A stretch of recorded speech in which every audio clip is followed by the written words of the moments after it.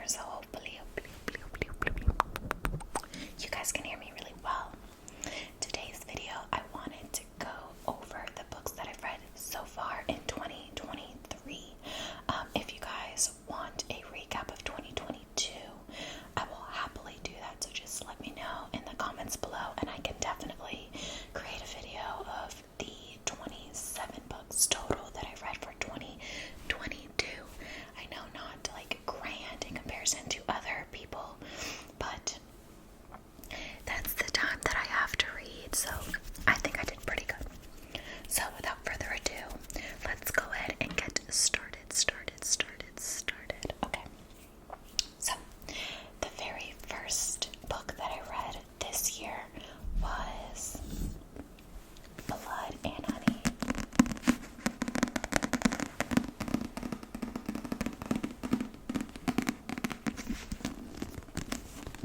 Do some book gripping.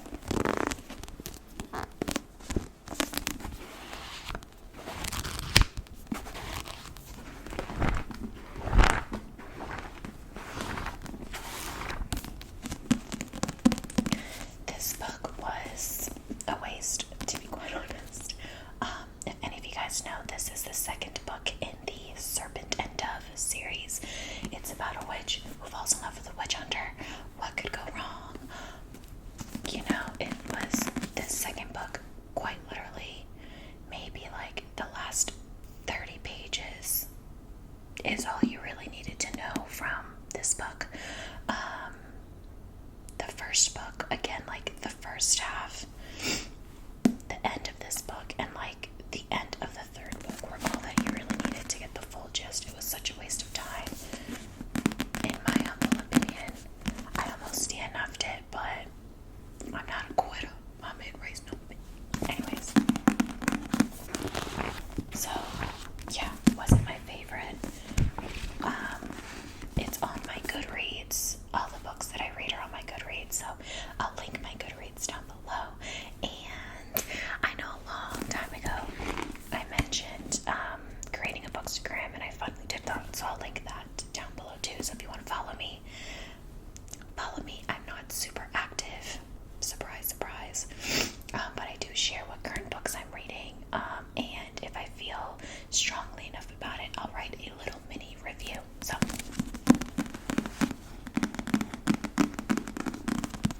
this was book number 1. Book number 2, of course, following suit, was Gods and Monsters. Again, I mentioned it, this book was a complete waste. Maybe the last 100 pages was worth it, but in my humble opinion, it was not that great. I really disliked the Witch Hunter read, and I listened to this on audiobook because I needed, in tandem with the physical book, because I needed something to help me read quicker. And the narrator of the male of Reed sucked. I hated his voice. So 10 out of 10 would not recommend. Don't waste your time. Don't waste your time. You would think that the smut would help it, but it was YA, so there really wasn't anything there. So the plot sucked. Storytelling sucked. It was not my favorite. Sorry to you if you enjoyed this book, but it wasn't my favorite. So, next, 5-star read. That House is in the Cerulean Sea. I loved this book. It made me cry a few times. This is like a newfound family trope. So good, so cute. What is his name? I can't remember his name, but there's one child in here. I feel like his name is Sal. It's not Sal. There's one child in here. I'll have to go in my Goodreads. Yeah, it is Sal. No, it's not Sal. Lucy. Lucy. I would die for Lucy. So sweet. Yeah, loved this book. This was the third book that I've read for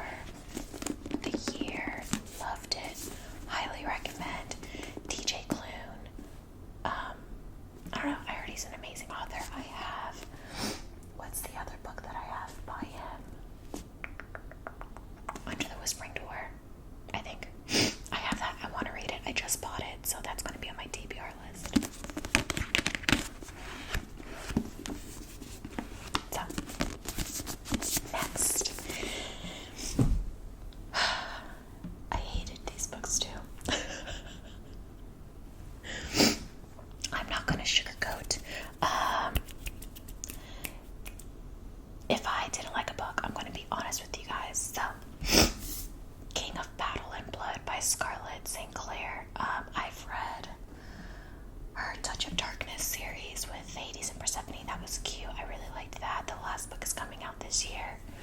This one, King of Battle and Blood, was garbage, man. Oh my god. Like, the first book was okay.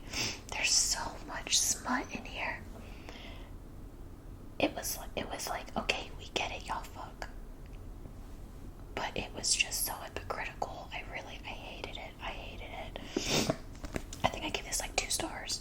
I almost DNF'd the second in the series, Queen of Myth and Monsters. It was just bad. It was bad. Like, a queen marries the vampire king, or a princess marries a vampire king to save her land. And when I tell you, it was so predictable. She turned into a werewolf. Like, what the fuck is this Twilight bullshit? Anyways, I digress. These you don't have to read. Let me save you the time. I'm so sorry to Scarlett St. Clair. Your other Touch of Darkness series is really good. This one, these, respectfully, so bad.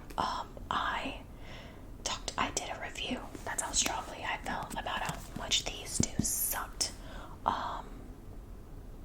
Sorry. So these were books 4 and 5. Carpaccio. Don't read, you're not missing out. You're not missing out. I promise. I promise, Pinky. You're not missing out. If you hate yourself and you want to read these, go for it, boo-boo. But don't come to me when you say these suck, because I told you. Okay. Now on to my good shit. Was it before or after?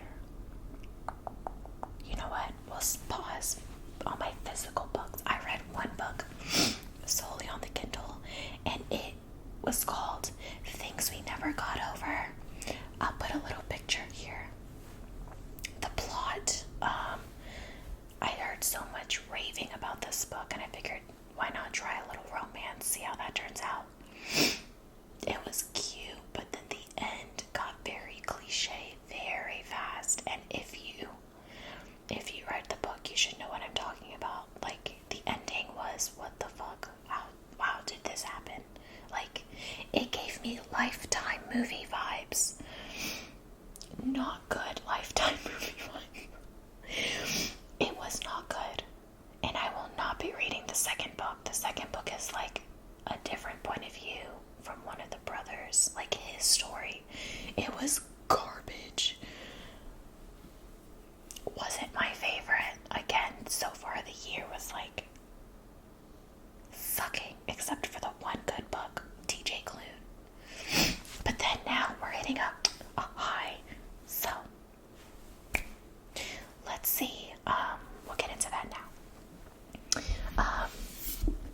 The Poppy War.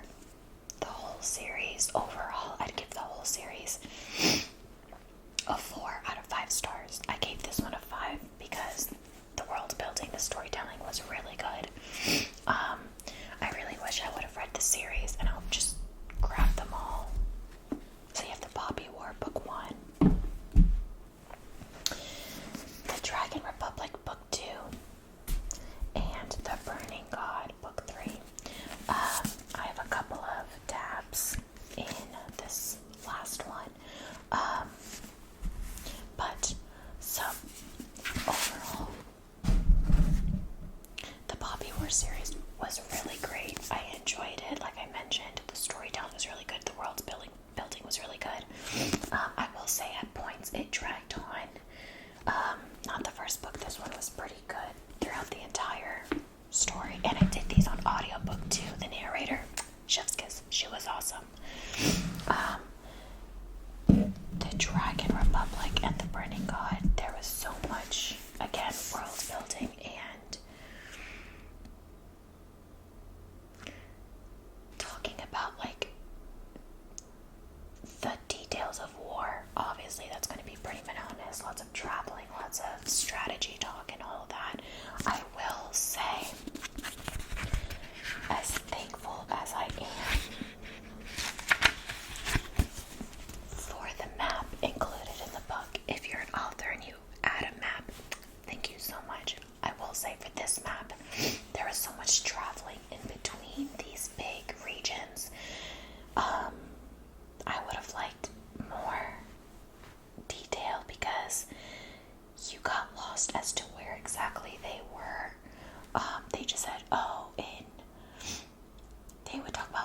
different cities in each of these like regions, but you didn't know where they were in proximity to each other within the region because all you see are regions. So that's one thing I would have really liked.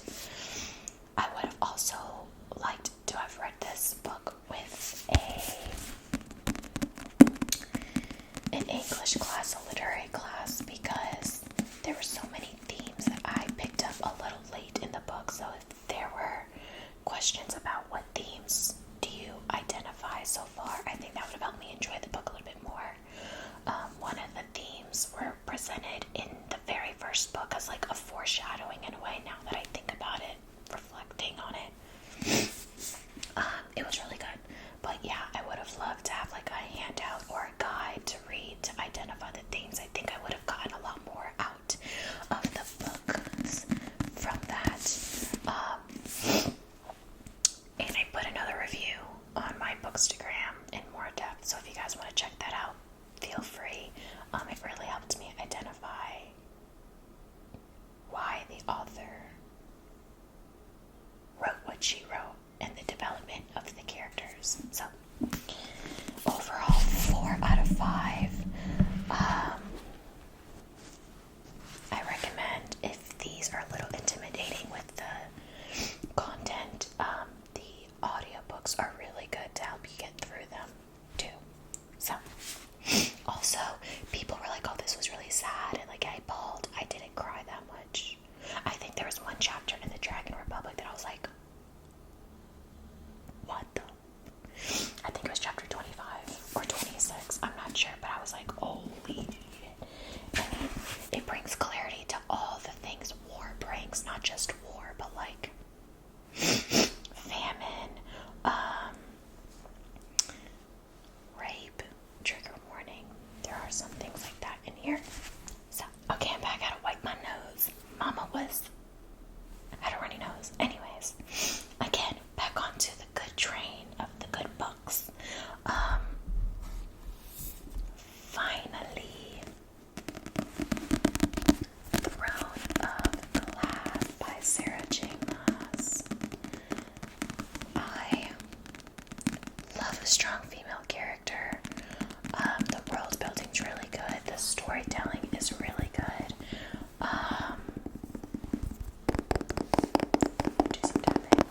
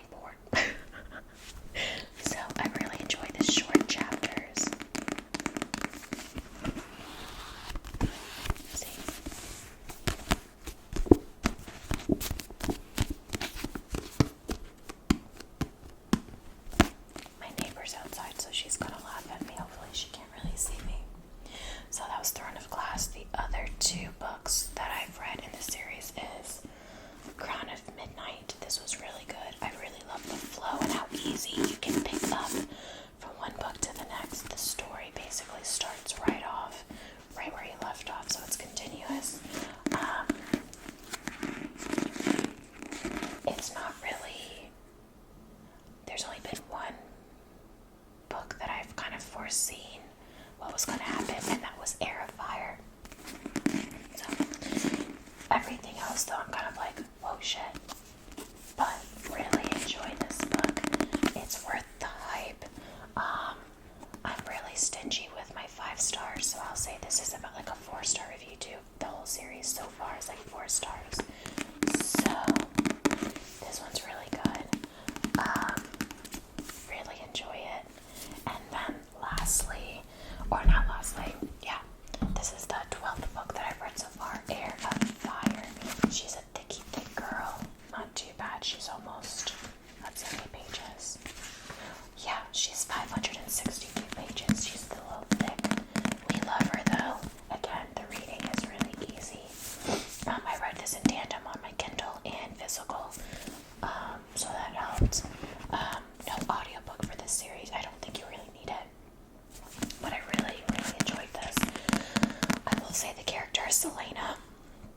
She was low-key getting on my nerves a few times because she's a little impulsive. But you'll learn more about why. And I think her character development after this book is going to skyrocket. So I'm super excited to read. I think the next one is Queen of Shadows. So I will say, when it comes to the Throne of Glass series, there is a preferred way to read it. People have 2 different opinions.